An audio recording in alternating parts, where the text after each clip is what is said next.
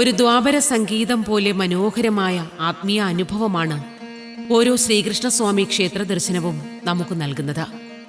ആറ്റിങ്ങൽ വീരകേരളപുരം ശ്രീകൃഷ്ണസ്വാമി ക്ഷേത്ര ദർശനവും നമ്മുടെ ആത്മാവിൽ ഒരു ദ്വാപര സ്പർശം തന്നെയാണ് നിറയ്ക്കുന്നത്. മോക്ഷദായകമായ ഭഗവാന്റെ വേണുനാദത്തിൽ കൊരുത്തപ്പെട്ട ഭക്തഹൃദയങ്ങൾ യുഗയുഗാന്തരങ്ങളായി ഭഗവാനിലൂടെ സഞ്ചരിച്ചുകൊണ്ടേയിരിക്കുന്നു. ദ്വാപരയുഗത്തിന്റെ ഓർമ്മകൾ പോലും ഭക്തരിൽ ആനന്ദം നിറയ്ക്കുന്നു. അങ്ങനെ ഭഗവാനെക്കുറിച്ചുള്ള ഓരോ കഥകളും ആനന്ദധാരയാകുമ്പോൾ ഭഗവാൻ പുഞ്ചിരി തൂകി കാലാന്തരങ്ങളില്ലാതെ നമ്മുടെ ആത്മാവിൽ തന്നെ കുടികൊള്ളുന്നു.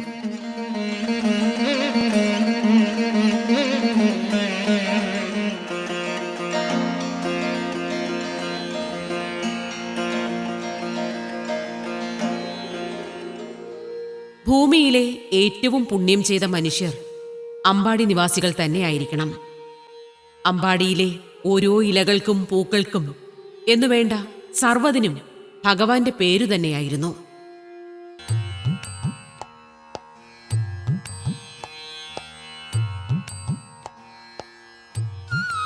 സർവവ്യാപിയായ ഭഗവാനെ അടുത്തറിയുവാനുള്ള ലളിതമായ മാർഗങ്ങളിലൊന്നാണ് ക്ഷേത്രദർശനം.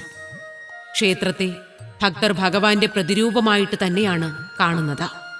ഇവിടെ നൂറ്റാണ്ടുകൾ പഴക്കമുള്ള ശ്രീ വീരകേരളപുരം ശ്രീകൃഷ്ണസ്വാമി ക്ഷേത്രത്തിലെ പ്രദക്ഷിണ വഴികളിൽ നിറഞ്ഞു നിൽക്കുന്നതും ഭഗവത് ചൈതന്യം നമുക്ക് നൽകുന്നതും ഭഗവാനിലേക്കുള്ള ദിവ്യമായ യാത്രയുടെ പുണ്യ അനുഭവങ്ങൾ തന്നെയാണ്.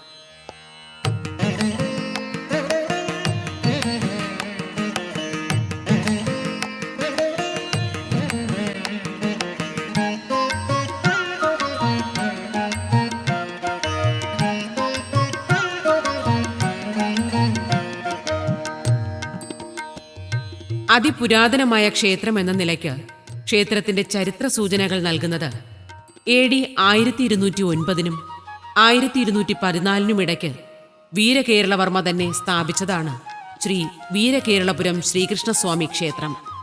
ഈ കാലഘട്ടത്തിൽ വേണാട് ഭരിച്ചിരുന്ന ദേവധരൻ കേരളവർമ്മ രാജാവാണ് ക്ഷേത്രം പണിഞ്ഞതെന്ന് ചരിത്രം വ്യക്തമാക്കുന്നുണ്ട്.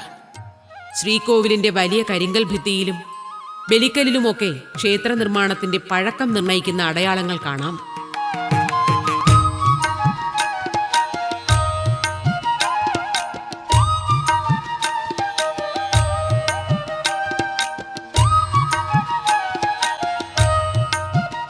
സർവചരാചരങ്ങളിലും നിറഞ്ഞു നിൽക്കുന്ന ഭഗവാൻ അമ്പാടിയിൽ വച്ച് യശോദമ്മയ്ക്കു മുന്നിൽ തന്റെ വായ പിളർന്ന് 14 ലോകവും കാട്ടിക്കൊടുത്ത് യശോദമ്മയെ വിസ്മയിപ്പിക്കുന്നത് പോലെ ഭഗവാന്റെ ഓരോരോ വിസ്മയങ്ങൾ തന്നെയാണ് ഓരോ ക്ഷേത്രങ്ങളും.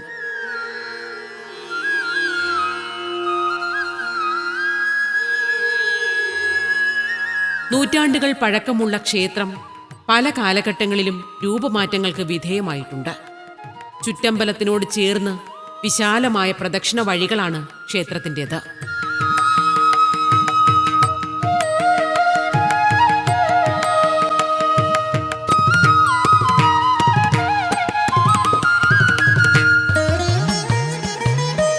പ്രദക്ഷിണ വഴികളിലൂടെ നടന്ന് പുറത്ത് പ്രതിഷ്ഠിച്ചിട്ടുള്ള ഉപദൈവങ്ങളെ ഭക്തജനങ്ങൾക്ക് വണങ്ങാം.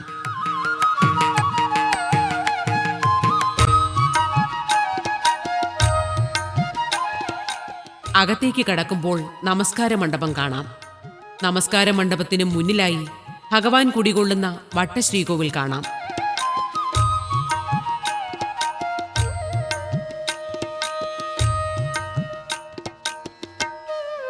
വട്ടശ്രീകോവിലിന് ചുറ്റും ഭഗവാന്റെ ദശാവതാര രൂപങ്ങൾ ദർശിക്കാവുന്നതാണ്.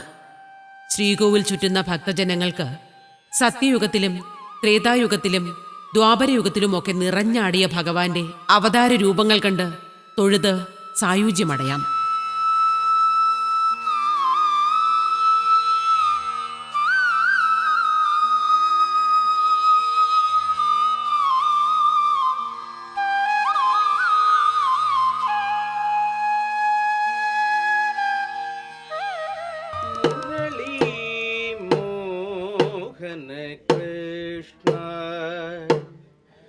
हरे मुरली माधव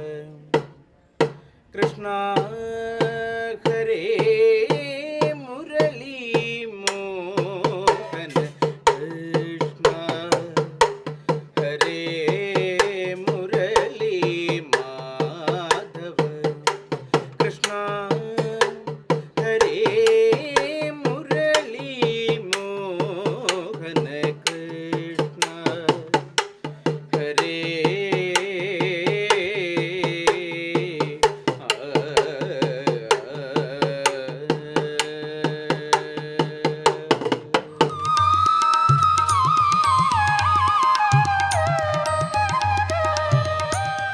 ക്ഷേത്രത്തിന് പുറത്തും അകത്തുമായി ഉപദൈവങ്ങളായി ധർമ്മശാസ്താവ്, ഹനുമാൻ, ഗണപതി, മാടൻ, നാഗർ, ഭൂതത്താൻ എന്നീ ദൈവങ്ങളെ പ്രതിഷ്ഠിച്ചിട്ടുണ്ട്.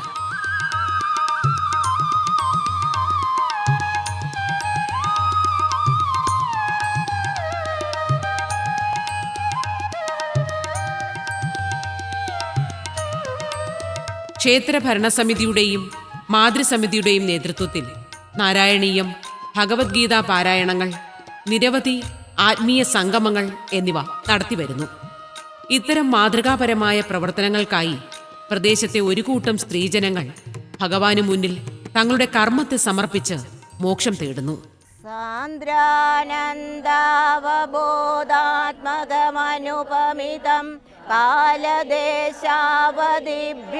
നിർമുക്തം നിത്യമോക്തം നിഗമശതസഹസ്രേണ നിർഭാസ്യമാനം അസ്പഷ്ടം ദൃഷ്ടമാത്രേ പുനരുരു പുരുഷാർത്ഥാത്മകം ബ്രഹ്മതത്വം തത്താവദ്ഭാതി സാക്ഷാത് ഗുരുപവനപുരേ ഹന്തഭാഗ്യം ജനാനാം.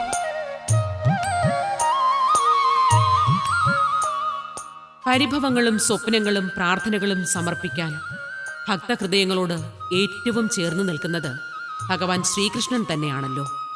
മാനസചോരനായ ഭഗവാൻ സ്ത്രീകളുടെ ഇഷ്ടദൈവമാണല്ലോ. കോടാനുകോടി വർഷങ്ങളായി ഭഗവാൻ സ്ത്രീഹൃദയങ്ങളുടെ സ്വന്തമാകുമ്പോഴും അമ്പാടിയിലെ ഗോപികമാരും മീരയും രുക്മിണിയുമൊക്കെ ഭഗവാനെ നിരന്തരം ഭജിച്ച് മോക്ഷം തേടിയത് ജീവാത്മാവ് പരമാത്മാവിൽ ലയിച്ചു ചേരുന്ന സങ്കല്പത്തിൽ തന്നെയാണ്. അങ്ങനെ യുഗാന്തരങ്ങളിലൂടെ ഭഗവാനായ പരമാത്മാവിൽ ലയിച്ചു ചേരുവാനായി എത്രയെത്ര ജന്മങ്ങളാണ് ഭഗവാനിലേക്ക് തന്നെ ഒഴുകിക്കൊണ്ടിരിക്കുന്നത്.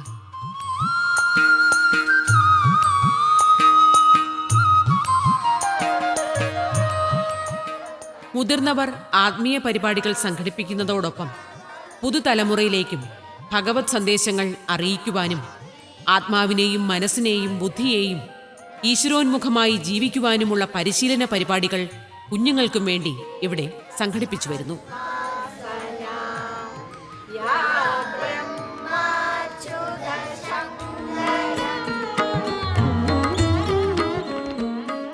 വീരകേരളപുരം ശ്രീകൃഷ്ണസ്വാമി ക്ഷേത്രത്തിന്റെ ആകാശം കണ്ണന്റെ നീലനിറമാർന്നു നിൽക്കുമ്പോൾ ക്ഷേത്രമുറ്റത്ത് വിളക്കുകൾ തെളിഞ്ഞു തുടങ്ങി. എല്ലാ പ്രാർത്ഥനകളും കേശാദിപാഠത്തിലേക്ക് തന്നെയാണ് സമർപ്പിക്കപ്പെടുന്നത്. ഓരോ ദീപനാളങ്ങളിലും ഭഗവത് ചൈതന്യം നിറയുകയായി.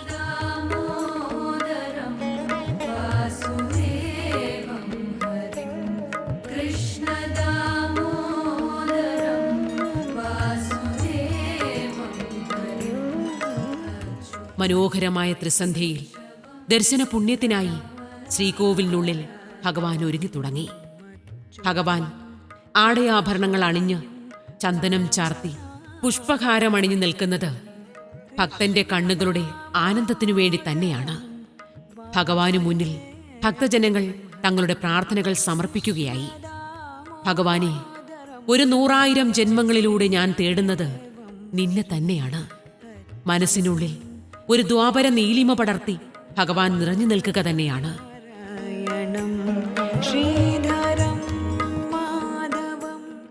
അങ്ങനെ ഭക്തരുടെ പരിഭവങ്ങളും പ്രാർത്ഥനകളും ഭഗവാനു മുന്നിൽ സമർപ്പിക്കപ്പെടുമ്പോൾ ശ്രീകോവിൽ തുറന്ന് ഭഗവാൻ പ്രത്യക്ഷനായി.